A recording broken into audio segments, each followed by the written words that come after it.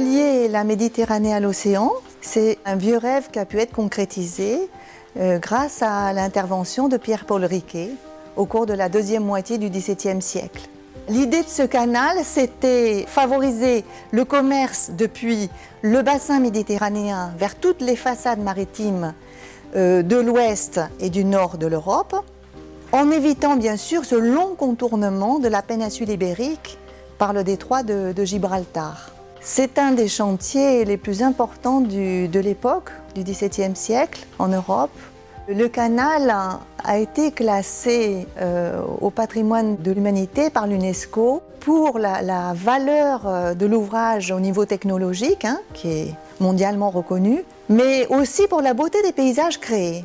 Le canal, en effet, grâce à ses plantations, présente un paysage tout à fait exceptionnel. Le canal du Midi est une magnifique ligne d'eau, un trait d'union entre la Méditerranée et l'Atlantique. Sa voûte arborée en constitue un emblème remarquable. J'allais presque dire que c'est une cathédrale, la cathédrale de l'Occitanie. Le canal, il a été conçu comme un lien, et c'est toujours un lien aujourd'hui. Tous les gens qui vivent sur le canal ou à côté du canal sont très proches, très soudés. Mais c'est aussi un lien entre plusieurs régions, et c'est un lien entre tous les hommes qui s'intéressent à ce patrimoine, à sa poésie, à son charme, à cette nature particulière si exceptionnelle. La richesse du canal du Midi d'un point de vue arboricole est assez vaste. L'espèce dominante, bien sûr, c'est le platane, avec ses 42 000 arbres. Le chancre coloré du platane, c'est un champignon tueur de platane. Son arrivée en France date de la Deuxième Guerre mondiale.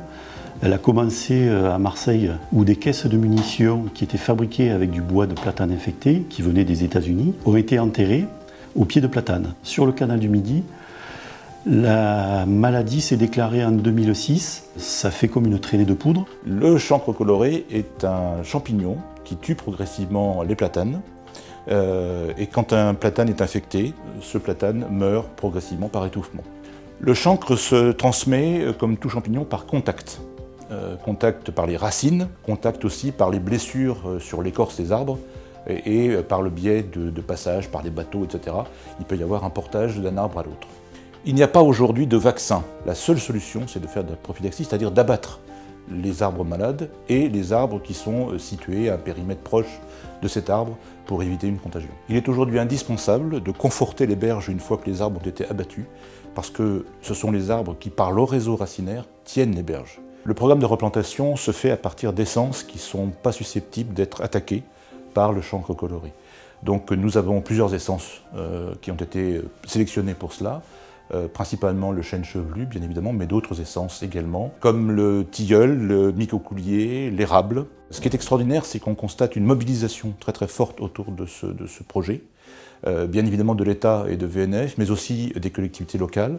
Le mécénat est aussi un moyen pour nous d'associer tous les acteurs à la rénovation de ce patrimoine. Le rôle des mécènes est essentiel. Il marque l'appropriation, le partage de ce bien commun porté par chacun d'entre nous, porté par tous. Et c'est pour ça qu'il faut engager des moyens conséquents pour pouvoir replanter ce canal du Midi qui, sans ces arbres, n'est plus le canal du Midi comme on l'a connu.